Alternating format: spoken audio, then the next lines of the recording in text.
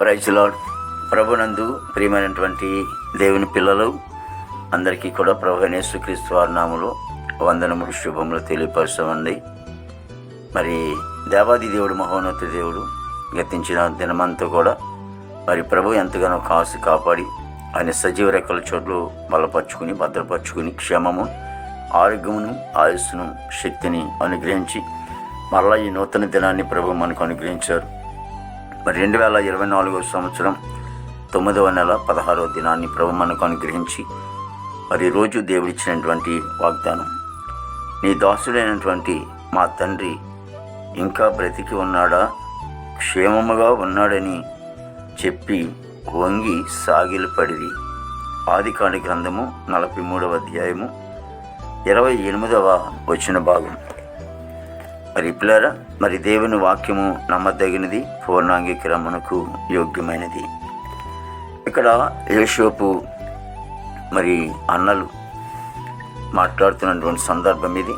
వాళ్ళిద్దరి మధ్యన మరి తమ్ముడైనటువంటి యోసేపు గారు అడుగుతూ ఉన్నారు, మీ తండ్రి ఇంకా బ్రతికే ఉన్నాడా అని. అప్పుడు వాళ్ళ అన్నలు అంటున్నారు, మా తండ్రి బ్రతికి ఉన్నాడని, క్షేమముగా ఉన్నాడని మరి వాళ్ళు చెప్తున్నటువంటి సందర్భం అది. కాబట్టి దేవాది దేవుడు మరి ఆరోగ్యం ఇచ్చే తండ్రి, ఒకవేళ ఎటువంటి బలహీనత కలిగి ఉన్నా సరే, ఒకవేళ దిగులు చెందకుండా, మరి ఒకవేళ అనాలోచనగా వండుకున్నట్లు దేవుడు ఎటువంటి వ్యాధి కలిగిన వారినైనా సరే ఆయన బాగు చేసే దేవుడు, స్వస్థతపరిచే దేవుడు.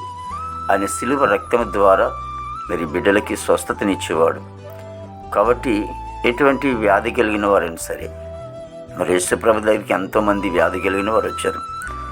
ఆయన ఈ వ్యాధి నేను బాగు చేయను, వెళ్ళిపోండి అని మనలేదు. కానీ దేవుని దగ్గర, యేసయ్య దగ్గరికి వచ్చినటువంటి ప్రతి ఒక్కరికి కూడా మరి వ్యాధిని తొలగించాడు, దెయ్యాలను వెళ్ళగొట్టాడు. కాబట్టి ఆరోగ్యం ఇచ్చినటువంటి గొప్ప తండ్రి.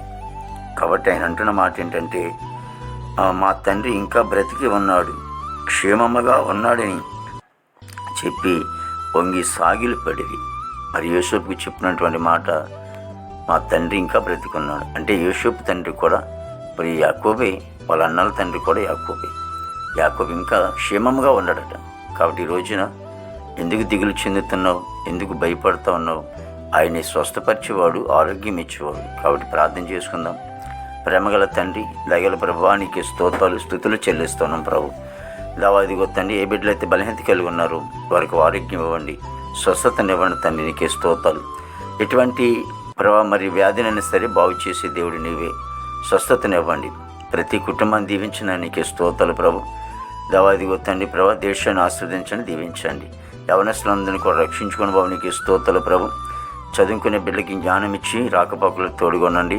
విదేశాలటువంటి బిడ్డలందరూ కూడా మంచి వంతు నింపండి. పనికి వెళ్ళే బిడ్డలకి బలము, శక్తిని మీరు దయచేయండి.